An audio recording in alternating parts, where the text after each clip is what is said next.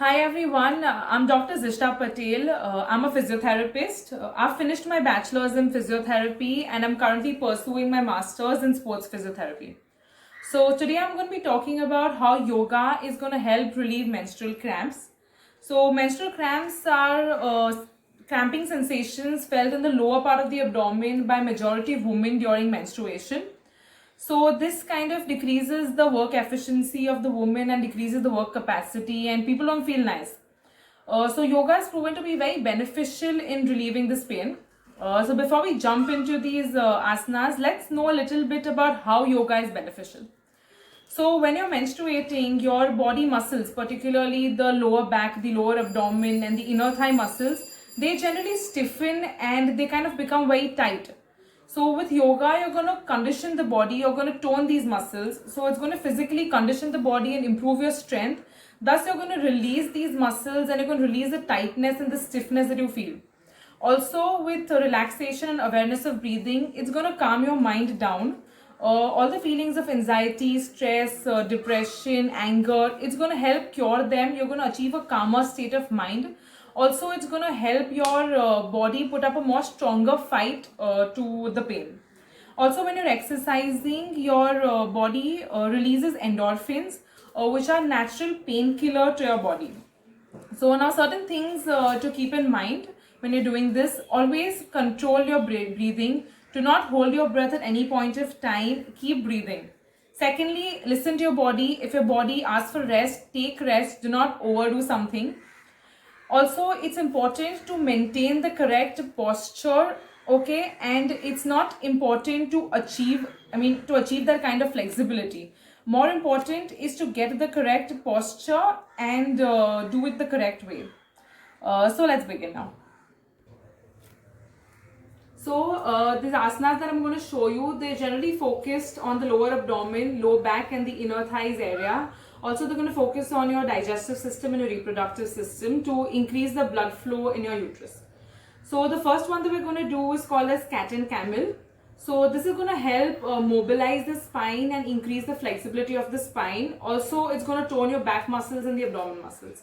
So for this asana, you need to get onto all your fours, okay? So make sure that your knees are under the hips and your hand is under the shoulder.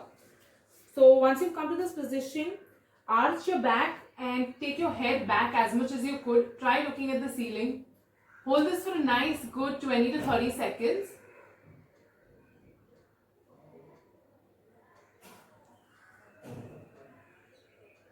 And now gently arch your back upwards in the opposite direction, and now try touching your head to your stomach.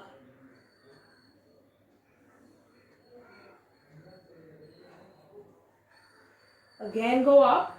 Continue your breathing. Do not hold your breath at any point of time.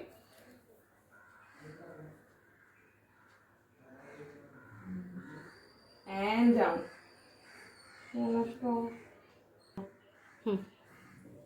Okay.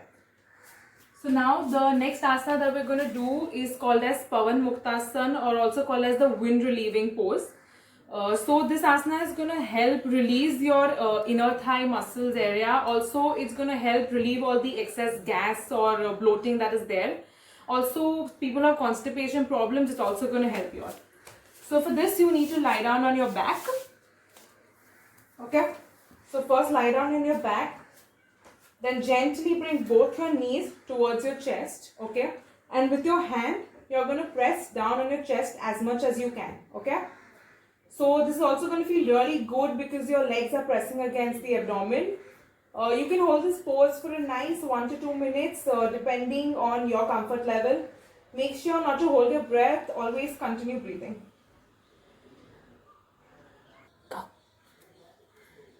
And relax. So the next asana that we're going to do is called as Supta Baddha Konasana, also called as the sleeping butterfly pose, also called as the reclining bound angle pose.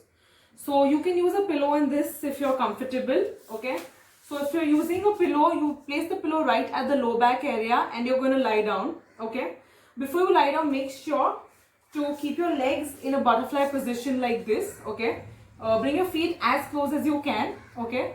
Put a pillow under the low back and you're generally going to lie down, okay? Keep taking your legs further. Try pushing your knees to the floor as much as you can. So this is going to relieve the inner thigh area. It's going to stretch the muscles in the inner thigh and give you nice relaxation. Okay, continue breathing. Don't hold your breathing. You can hold this pose also for a good 1 to 2 minutes, depending on how you're comfortable with it. Gently keep try touching the knee down to the floor.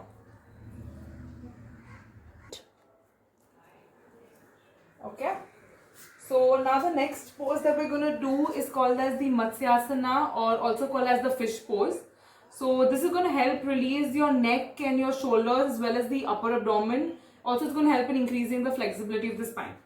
So you have to lie down in this, okay? Try placing your hands under buttocks. If not, you can place them at the side wherever you're comfortable. Okay, once you place your hand here, you have to lift your shoulder and your neck and your chest up. Okay, tilt your head behind and remain in this position. Okay, you should feel a nice stretch in the upper abdomen and your chest. You can hold this pose again for 30 seconds to 1 minute, depending on your comfort level. Gently bring yourself back down. Okay, now the next pose we're going to do is called as Ardha Matsyasana, or basically twisting pose. So you're going to have to sit in long sitting. Try keeping your back straight. Okay, take one leg and place it on the opposite side, just next to your knee. One hand here, okay, and you're gently going to turn towards the side. Take this hand, place it across the knee, hold your knee and turn. If you're comfortable with this, you can place the hand inside of the knee and again you could turn. So you're going to feel a nice stretch on the lower back and it's going to give you a nice twisting stretch basically. And relax. You're going to repeat the same thing on the other side as well. You can hold this for nice 1 to 2 minutes or even more depending on your comfort level. Next asana that we're going to do is called as Paschimottanasana, or the forward bending pose. You're going to have to lie down again like this position, and you have to bend your back and you have to try touching your toes with your hand. Okay, so gently go down, go as much as you can, don't stress your body. Once you're comfortable, try touching your head to your knees. Hold this pose for a nice good 1 to 2 minutes. Okay, you'll feel a stretch in the entire low back, as well as it's going to help stretch your muscles.